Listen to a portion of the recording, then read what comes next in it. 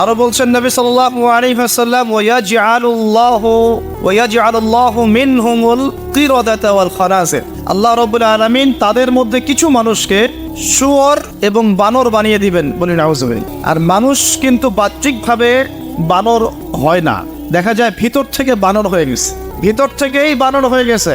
ভিতর থেকে বানর মানে কি? বানর হচ্ছে এমন প্রাণী যে পাবলিকলি জেনা করে, বানরের স্বভাবটা আপনাকে বলছি। বানরের স্বভাব কি? প্রাইভেট লাইফ আর পাবলিক লাইফের পার্থক্য বানর বোঝে না। কোন কাজগুলো প্রাইভেট লাইফে করতে হয় আর কোন কাজগুলো পাবলিকলি করতে হয়, এই কমন সেন্সটা বানরের নাই। আমার কথা কি বুঝতে পারছেন? প্রাইভেট লাইফ মানে যে কাজগুলো আমরা ব্যক্তিগত জীবনে করি, গোপন কাজ। আর পাবলিক মানে যে পাবলিকলি আমরা সবাই বসে আছি এখন, পাবলিক লাইফ। তো প্রাইভেট লাইফ আর পাবলিক লাইফের পার্থক্যটা বানর বোঝে না। আর আল্লাহ পাক কি শাস্তি দিবেন? বানর বানিয়ে দিবেন। সত্যি সত্যি কি মানুষ এখনো বানর হয়েছে?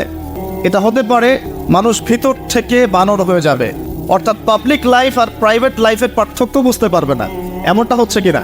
মানুষ এখন পাবলিক লাইফ আর প্রাইভেট লাইফটা একাকার করে ফেলছে না? বিয়ে করেছে, স্ত্রীকে দেখবে সে, ভালোবাসবে সে, স্ত্রী সাজবে তার জন্যে, এগুলো সব প্রাইভেট ব্যাপার।